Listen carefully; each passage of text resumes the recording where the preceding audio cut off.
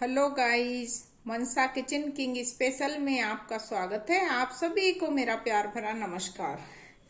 जो लोग चैनल से फर्स्ट टाइम जुड़ रहे हैं वो चैनल को सब्सक्राइब कर लीजिएगा। अगर आपको मेरी रेसिपी अच्छी लगती है तो चैनल को सब्सक्राइब कर लीजिएगा, लेकिन आप बेल का बटन प्रेस करना बिल्कुल ना भूलिएगा, क्योंकि आपके पास मेरी वीडियो की नोटिफिकेशन तभी ही पहुंचेगी जब आप बेल के बटन को प्रेस करोगे। तो आज हम बनाने जा रहे हैं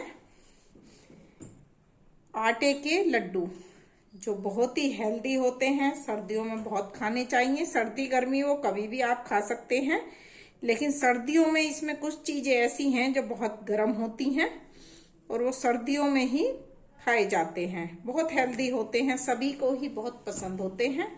तो उसके लिए मैंने करीबन 250 ग्राम के करीब आटा लिया है।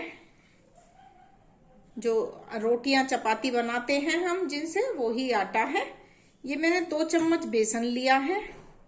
ये 1 बाउल पूरा दबाकर भरकर बूरा ली है। आप कितना मीठा खाना पसंद करते हैं आप उस हिसाब से लीजिएगा, मतलब आटे से कम है बूरा। आप बराबर पसंद करते हैं कि ज्यादा मीठा चाहिए तो आप ज्यादा भी डाल सकते हैं। ये मैंने नारियल लिया है। आधे नारियल को इस तरीके से कद्दूकस कर लिया है, क्योंकि अगर पूरा दिखाते हैं तो वीडियो ज्यादा लंबी हो जाती है, तो इसलिए इन चीजों की तैयारी पहले ही कर लेते हैं हम। ये मैंने सौंठ ली है, जो अदरक को पीस के बनाते हैं। ये अजवाइन है 1 चम्मच। ये मैंने बादामों को कट कर लिया है बारीक। 15 से 16 बादाम थे, उनको बारीक बारीक कट कर लिया। ये काजू कट किए हैं इसी तरीके से, और ये अखरोट की गिरी, इसको भी ऐसी बारीक हमने कट कर लिया। आपके पास कोई भी ड्राई फ्रूट है, आप और भी कुछ इसमें डालना चाहते हैं तो वो भी डाल सकते हैं। ये मैंने गोंद लिया है, जो मार्केट में बहुत आसानी से मिल जाता है। ये आधी कटोरी लिया है। ये बहुत ही फायदेमंद होता है, और कमर में जिसके में दर्द रहता हो उनके लिए तो बहुत फायदेमंद होता है गोंद। ये मैंने मखाने लिए हैं। ये भी 1 कटोरी के करीब समझिएगा, थोड़े से कम। ये मैं सफेद मिर्ची पाउडर डालूंगी, 1 चम्मच ही डालूंगी, लेकिन मैंने दिखा दिया है आपको कि ये सामान ये डलेगा। घी जिस वक्त हम इसको भूनना शुरू करेंगे उसी ही हिसाब से हम इसके अंदर डालते जाएंगे कि हमें कितने घी की क्वांटिटी चाहिए। बहुत ज्यादा भी नहीं लगेगा कि आप ये सोचो बहुत ज्यादा घी लगेगा।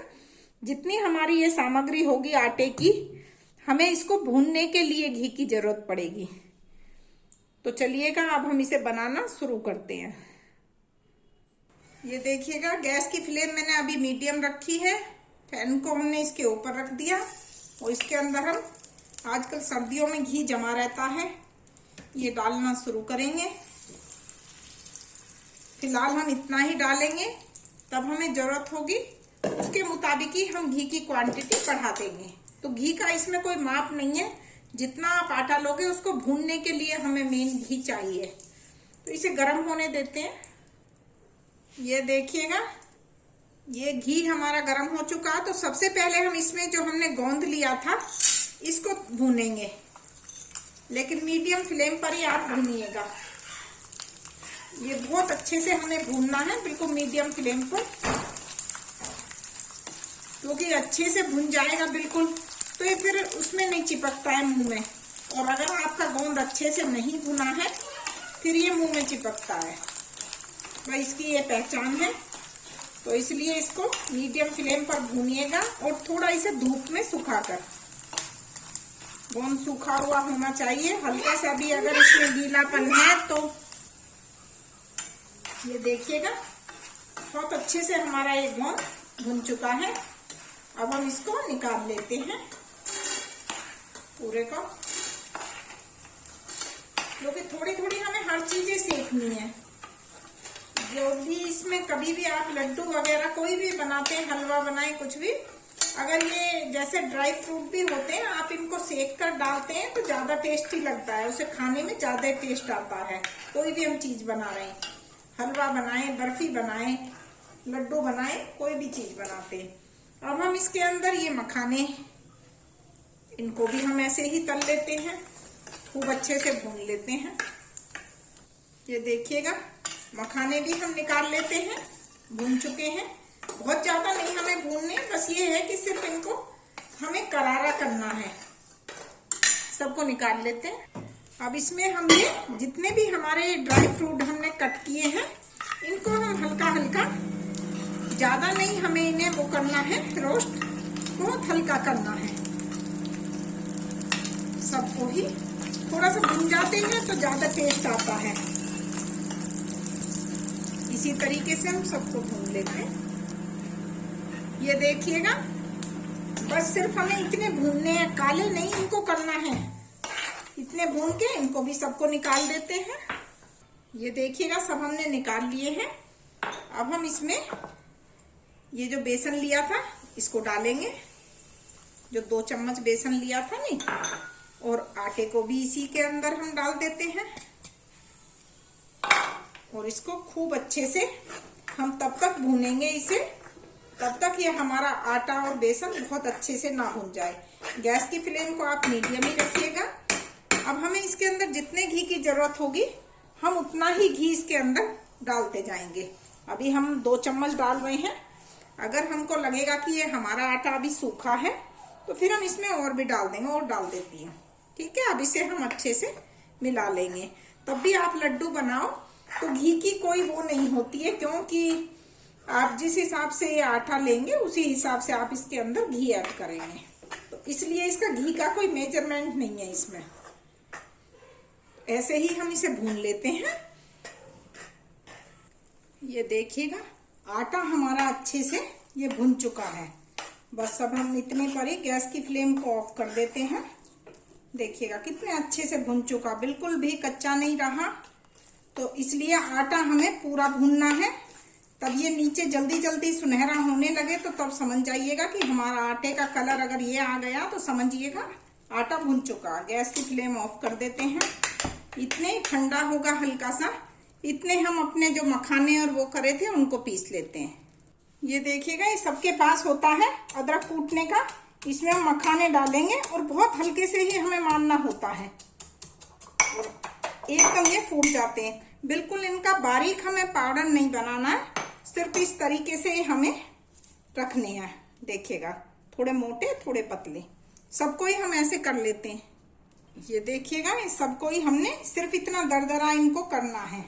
अब हम ऐसे ही अपना ये कूट देते हैं इसके अंदर ही, जो हमने गोंद लिया था नहीं, गोंद को, गोंद की मात्रा आप ज्यादा ही डालें तो अच्छा है। गोंद बहुत फायदेमंद होता है। जिन लोगों के कमर के दर्द की शिकायत होती है उनके लिए तो ये बहुत ही, इसको भी हम ऐसे ही, ये भी बहुत जल्दी टूट जाता है तो हल्के हल्के ही हाथ मारना। ये देखिएगा इसको भी हम खूब इसी तरीके से गोंद को कूट देते हैं। बहुत जल्दी ये कूट गया, बिल्कुल टाइम नहीं लगता है इसको कूटने में, क्योंकि ये हमें दरदरा ही कूटना है, बहुत बारीक इसका इस तरीके से ही ये रखना है। ये भी बस निकाल देते हैं। अब ये जो अजवाइन ली थी ना, अजवाइन को भी हम इसमें ही कूट देते हैं, क्योंकि बिल्कुल साबुत नहीं डालेंगे, थोड़ी सी इससे ही कूट कर डालेंगे। ये देखिएगा सब हमने इस तरीके से ये भी बारीक कूट लेनी है। तो हमारी अजवाइन भी कुट गई है, सब ये काम हो चुका हमारा कुटने का। अब हम इन्हें बनाना शुरू करते हैं। ये हमने परात ले ली है। सबसे पहले हम इसके अंदर ये जो बूरा ली थी हमने, चीनी को बिल्कुल बारीक पेस्ट बना लिया है। अगर आपके पास बूरा नहीं है तो आप चीनी का ये इस तरीके से पेस्ट बना सकते हैं। और इसके अंदर ही मैं ये अपना जो आटा हमने पकाया इसको हम सबको निकाल लेते हैं, पूरे आटे को इसके ऊपर ही। ये देखिएगा सब ये हमने निकाल लिया है, जो हमने आटे को घी में भूना था। ये मैंने वाइट मिर्च जो होती हैं मार्केट में आसानी से मिल जाती, नहीं तो आप साबुत मिर्च लेके भी कूट सकते हैं। ये मैंने 1 चम्मच ली है। आंखों की रोशनी के लिए बहुत ही बढ़िया होती है, और बच्चों को तो डेली ये लड्डू एक जरूर खिलाना चाहिए। ये मैंने 1 से 1.5 चम्मच सौंठ, जो अदरक का पाउडर होता है, ये भी थोड़ा तीखा जरूर लगेगा, पर इसको आप ज्यादा क्वांटिटी में ही आप डालिएगा, ज्यादा कम आप यूज मत करिएगा इसे।